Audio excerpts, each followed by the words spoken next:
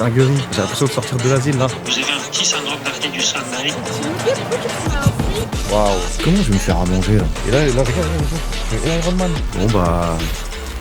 Bon, faut que je vous raconte tout ce truc là. Je suis allé voir un médecin du sommeil. Ça fait des années que je dors beaucoup, des 8, 9, 10 heures de sommeil et que je reste très fatigué durant mes journées. À un moment donné, ça m'a saoulé et je me suis dit, vas-y, c'est bon, c'est le moment de se renseigner sur le sujet, de dormir mieux en fait. J'ai essayé de tout optimiser dans ma routine de vie pour que ça aille un peu mieux. Mieux manger, mieux dormir, faire du sport, etc., etc. Et peu importe ce que je faisais, dans tous les cas, j'étais fatigué.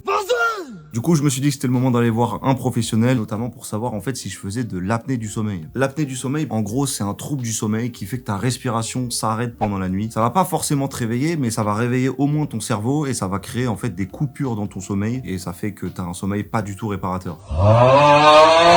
Donc, je suis allé dans un centre médical spécialisé et la première consultation, en fait, c'est vraiment un checking de votre routine, de vos habitudes. À la fin de cette consultation, il y avait rien vraiment qui montrait que j'avais potentiellement de l'apnée du sommeil ou un quelconque vrai problème. Donc, fallait passer à l'étape suivante, celle des électrodes. Ça s'appelle une polysomnographie et c'est en gros un examen du sommeil pour analyser votre nuit. Après, le truc, c'est que je lis la feuille qu'on m'a donnée qui résume un peu toute l'opération et je vois marqué que... Oui, bonjour, j'aurais juste une petite question. Je vois noter qu'il faudrait une barbe rasée, c'est-à-dire...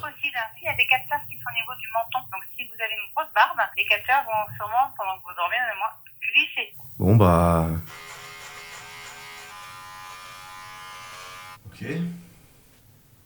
C'est bien court, hein. Waouh. Eh ben gros, t'étais pas au bout de tes surprises, hein. Le soir où j'arrive là-bas pour me faire poser les électrodes, la meuf me dit bah vous avez pas eu le papier, fallait se raser. Moi pour moi c'était largement suffisant. Donc du coup j'ai dû me raser là-bas et je me suis retrouvé avec cette tête.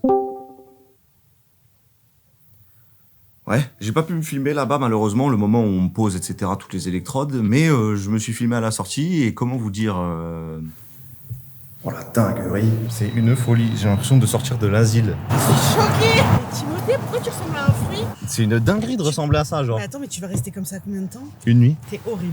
T'as vu, c'est terrible, hein. Et là, regarde, gros. Je suis Iron Man. Donc j'ai une pote qui est venue me chercher en voiture parce qu'effectivement, après qu'on vous ait posé les électrodes, on vous explique qu'il vaut mieux éviter le métro, notamment pour éviter de transpirer et aussi éviter de faire de faux mouvements qui vont faire que les électrodes vont se détacher. Après, je sais que dans certains établissements, il y a la possibilité de dormir sur place pour éviter ce genre de problème. Et donc je suis rentré chez moi avec mon filet de pêche sur la tête et voilà quoi, j'ai fait ma petite vie.